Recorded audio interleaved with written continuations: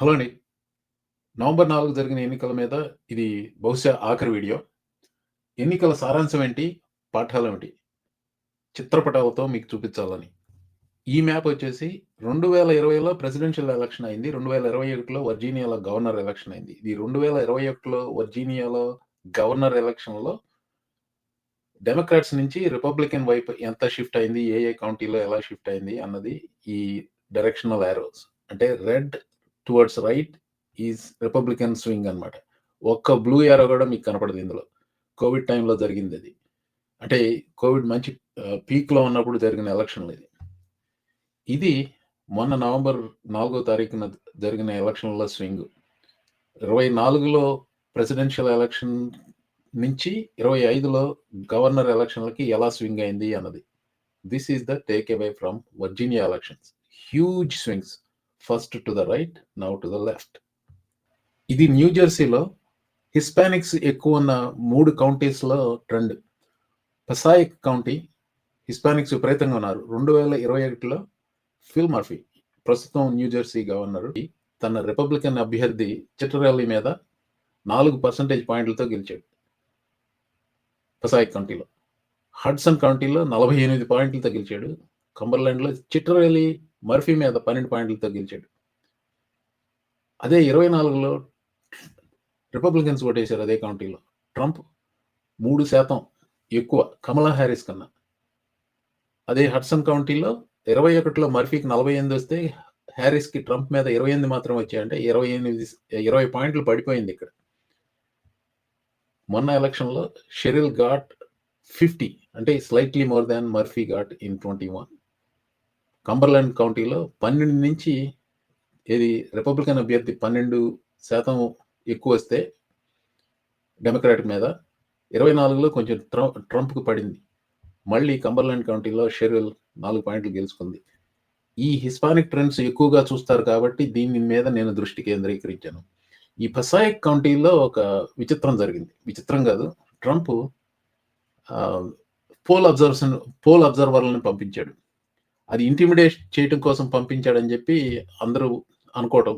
ఈ రిపోర్టర్ ఇద్దరు క్యాండిడేట్లని అడిగాడు. మైకీ షెరల్ని, ఆవిడ ప్రత్యర్థి చిట్టరెల్లిని ఇద్దరిని అడిగాడు. In Passaic County, there will be Department of Justice election monitors on the ground tomorrow. Are you concerned that those could depress Latino turnout? I think it's pretty clear that they're trying to create more mischief. They're trying to kind of undermine our democratic elections. And yet I think, we know in New Jersey that that's not acceptable to us. And I wouldn't be surprised if more people turned out because of it. Are you worried, though, about voter intimidation on the ground? We have alerted everyone here to tell us about any signs of voter intimidation. Should that ever be the case, we'll be in court very quickly. Mr. Chittarelli, are you concerned that election monitors in Passaic County could depress turnout? All right, we got to get to the next one. Thanks, guys. Come on, guys. సమాధానం చెప్పకుండా పారిపోయాడు. ఇది జార్జియాలో, ఇది savannah కౌంటీలో Trump 43 పాయింట్లతో గెలిచాడు. అదే ప్రదేశంలో democratic అభ్యర్థి పబ్లిక్ సర్వీస్ కమిషన్కి జస్ట్ బేర్లీ 0.2% పాయింట్స్తో డెమోక్రాటిక్ అభ్యర్థి గెలిచాడు. అంటే 43 పాయింట్ల స్వింగ్ టువర్డ్స్ డెమోక్రాట్. ఇంకొక కౌంటీ ఇది. ట్రంప్ 24 పాయింట్లతో గెలిచిన కౌంటీలో 1.4% పాయింట్స్తో అలీషా జాన్సన్ అనే ఆవిడ గెలిచింది. ఈ మ్యాప్ చూడండి, అది colour coded. Entire Georgia move towards Democrats. Entire Georgia. Biggest surprise అని ఒక వీడియో పెట్టాను కదా, Georgia is the biggest surprise. ఎక్కడో అడపదడప ఈ మధ్యలో ఎక్కడో ఉన్నాయి రిపబ్లికన్ వైపు స్వింగ్ చూసిన కౌంటీలు. But entire Georgia move towards left. California, ఈ లెఫ్ట్లో ఉన్న మ్యాప్ ప్రాప్ 50కి ముందు ఎంతమంది రిపబ్లికన్ కాంగ్రెస్ మెన్ ఉంటారు రెడ్లో, రైట్లో ఉన్నది ప్రాప్ 50 పాస్ అయిన తర్వాత ఎంతమంది అనేది. ఇది ప్రాప్ 50 పాస్ కావడానికి ముందు, ఇది పాస్ అయిన తర్వాత. కాలిఫోర్నియాలో ప్రాప్ 50 గెలిచిన తర్వాత ఆ మరుసటి రోజే కాన్సస్లో రిపబ్లికన్స్ రీడిస్ట్రిక్టింగ్ ప్లాన్లు బంద్ చేసేసారు. Kudos to Californians. నేను ఎలక్షన్స్ గురించి పెట్టిన కొన్ని వీడియోలో land doesn't vote, people vote. జనాలు ఎక్కువ ఎక్కడ ఉన్నారో వాళ్ళు ఎలా ఓటు వేశారో ప్రాముఖ్యం, కానీ ఏ కౌంటీలో, బుడ్డబుడ్డ కౌంటీల్లో అతి తక్కువ మంది ప్రజలు ఉన్న చోట ఎవరు ఎలా ఓటేస్తే ఏంటి అన్నాను కదా. ఎన్నికలైన మరుసటి రోజు ఉదయం 10:34 వైట్ హౌస్ ఇది ట్వీట్ చేశారు. దిస్ మ్యాప్, ఈ మ్యాప్ అంట, that made the left cry, never forget అంటూ ఇది చేశాడు. నిజమే, అది చూస్తే అంత రెడ్ కనపడుతుంది, అందరూ రిపబ్లికన్స్ అనిపించేలా భ్రమ కలుగుతుంది. ఆ భ్రమలో వాళ్ళు ఉంటారు, కొంచెం తెలివితేటలు ఉన్న వాళ్ళు ఎవరు ఉండరు. ప్రజలు ఉన్న చోట ఫోకస్ చేస్తే ఎలా ఉంటుంది అని చెప్పి యానిమేట్ చేసి ఈ మ్యాప్ పెట్టారు.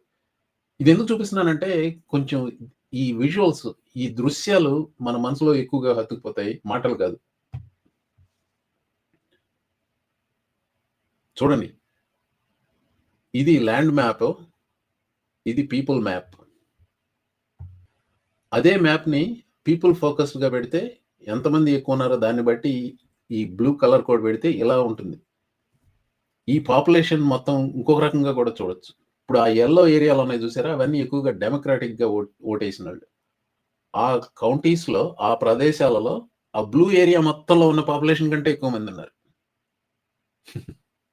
నేను ఎలక్షన్ తర్వాత 4 వీడియోలు పెట్టాను కదా, ఆ 4 వీడియోల్లోనే ఏదో ఒక వేరియేషన్లో చెప్పాను, లోకల్ ఇష్యూస్ వల్ల డెమోక్రాట్స్ ఎక్కువ గెలిచారు, అంతకంటే ముఖ్యంగా ట్రంప్ది కూడా ఉంది, ట్రంప్ ఫ్యాక్టర్ కూడా ఉంది అని.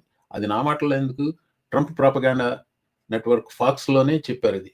And as far as the Trump impact on the Sherrill voters, the reason for their vote, the Sherrill voters vote, those who said that they wanted to oppose the sitting president, 71% of them. So this is really what led to the outcome tonight. 71% of the people wanted to oppose Donald Trump. That's why they voted for Mikey Sherrill as New Jersey governor. Foxలో news anchor Bret Baier, అతని అనాలిసిస్, Republicans ఎందుకు ఓడిపోయారో చెప్పాడు. Worth watching. A big loss.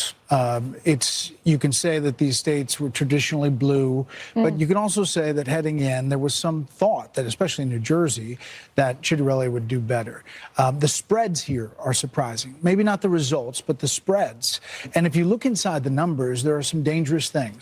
One, young women overwhelmingly in New Jersey and Virginia supported the Democrat based on economy, on immigration, maybe those ICE images, the affordability push by Mamdani really sticks.